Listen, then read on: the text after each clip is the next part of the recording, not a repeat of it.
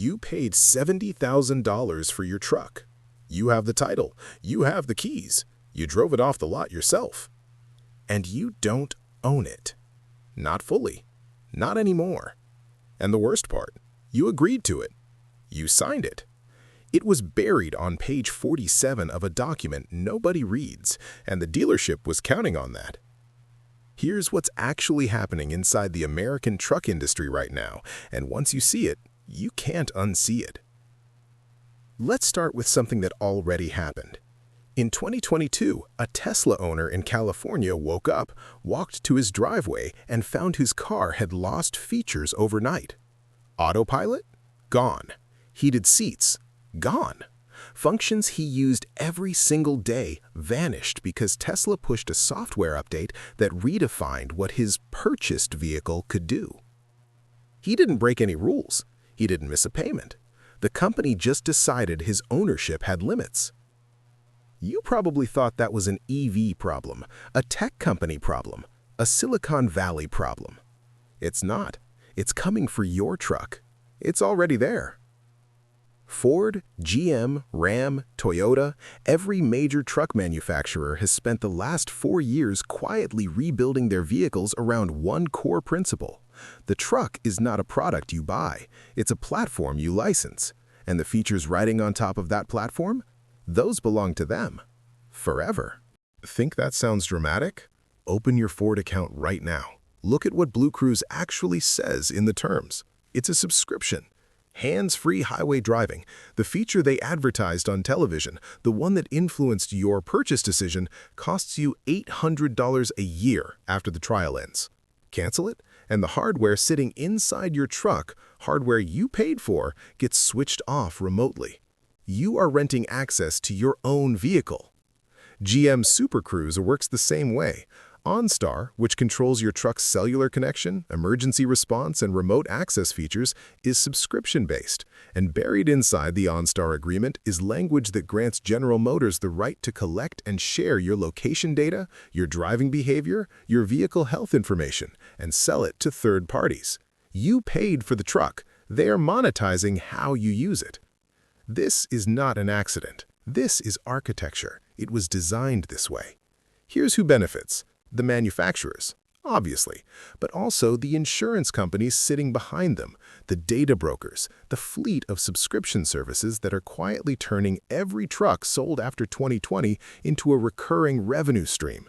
Your $70,000 purchase is not a sale to them, it's a customer acquisition. The real money comes from you every month, forever, for things you already own. And the deeper you look, the darker it gets. Ram's trucks now require a connected services account to access certain transmission and towing performance data through the Uconnect system. Chevy's new Silverados have over-the-air update capability, which sounds like a feature until you realize it means the manufacturer can change your truck's behavior, its limits, its settings, without stepping foot near your vehicle.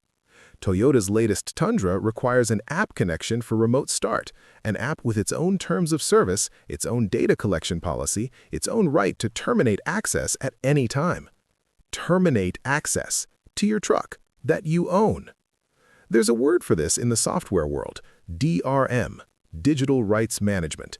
It's the system that stops you from copying a movie you bought or sharing software you licensed. It's what lets Netflix delete a show from your watch list overnight. The truck industry has imported that system, dressed it in chrome and horsepower, and sold it to you as innovation. And here's the moment everything breaks open. What happens when these companies go bankrupt? What happens when a subscription service shuts down, when a server gets decommissioned, when a merger realigns priorities?